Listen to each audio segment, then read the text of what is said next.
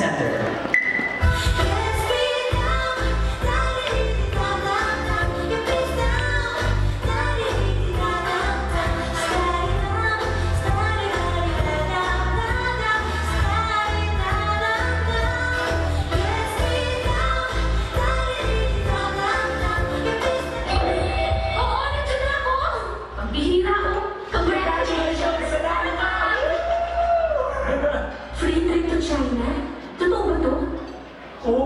Ano ka ba? Bakit ang mga nalolokohin? Ito sinasabi ko. Pero paano itong bahay ko? Pagbalik mo dito sa Korea, nakatayo pa rin itong bahay. Sige, libre naman to. Let's go! Patayin yung bahay ko, ha? Jessie? Kailangan yung Jessie, maminis ko namin. Oo na, sige na nga, mahal ko yung dalawa. Ingat kayo, ha? Bye-bye!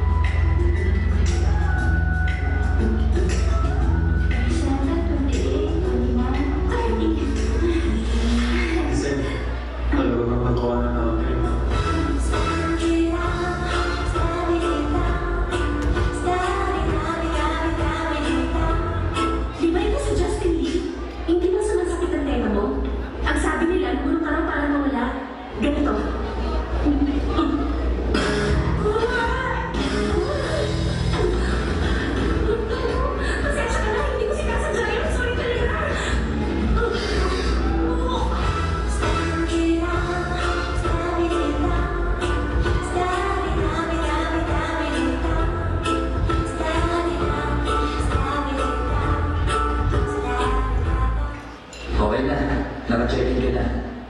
Kukunin mo na lang yung susi. Sige. Maraming salamat.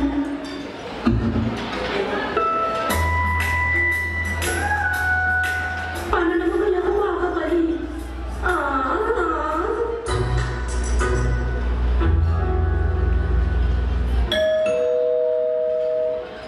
Jessie na?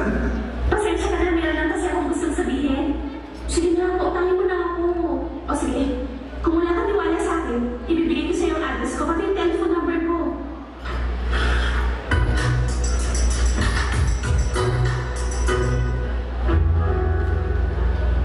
Sobrahan ko yata.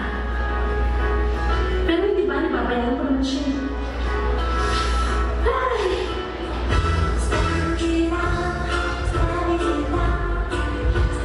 Surprise! Nandito na ako sa Korea. Pumasok ko si Donald Jr. ngayon. Hindi siya nagtatrabaho dito eh. More than 1 month na.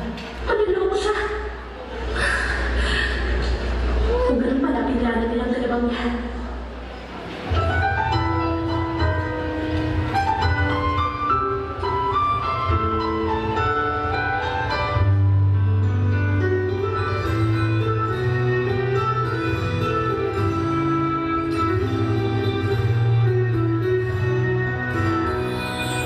May nagkakasikaso na ng mga papeles ng bahay.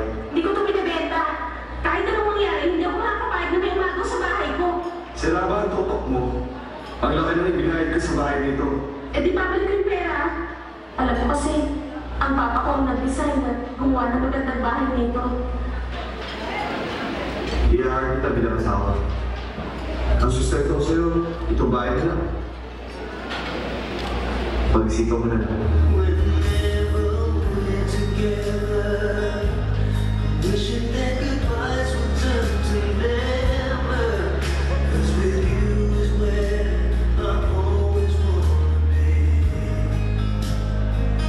Whenever I'm beside you, all I really want to do is hold you. No one else but you has been this much to me. Ano mo may gusto ka ba sa akin? Mahal mo ba ako? Lorraine, ano bang ginagawa mo? Sige na! Sabihin mo na sa akin ngayon! Mahal na mahal kita. Jessie.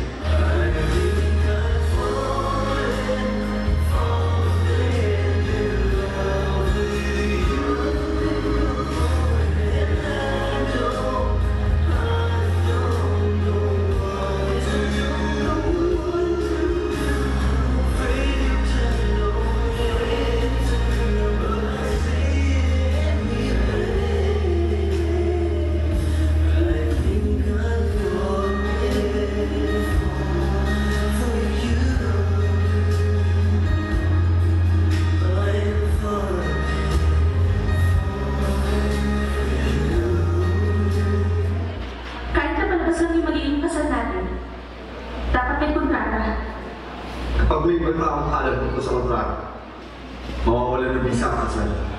At oras na mangyari na rin, may corresponding payment para sa damages. Okay? Okay.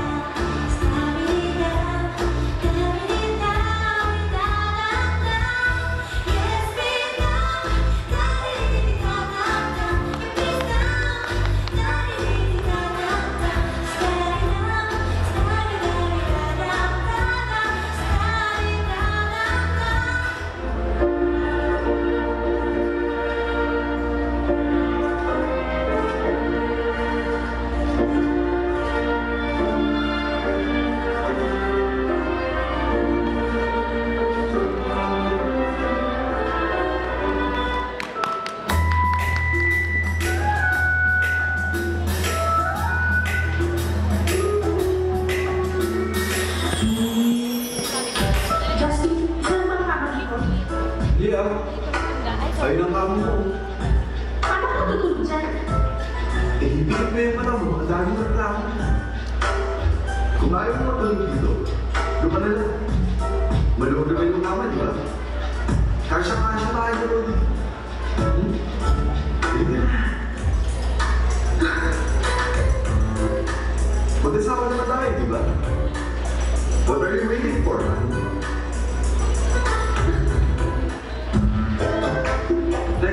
Ano yan, ha? Bakit? Di ba pwede ako matulog dito? Ay, naku, ang sarap sa kama.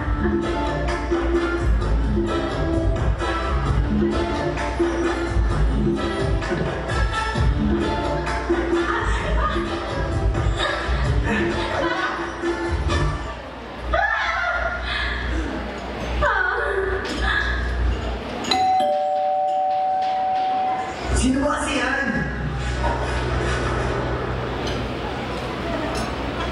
Ang sabi nila, hindi nakarehistro ko sa inyo.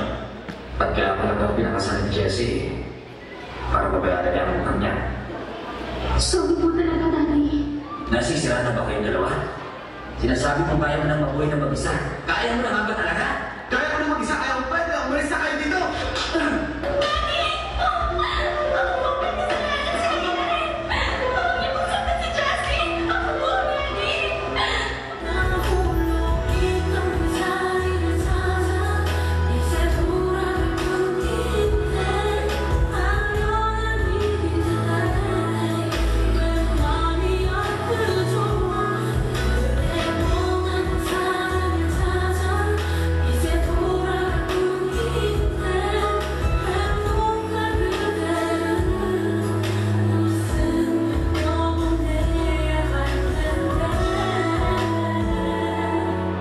Naghanda po ako ng isang kanta.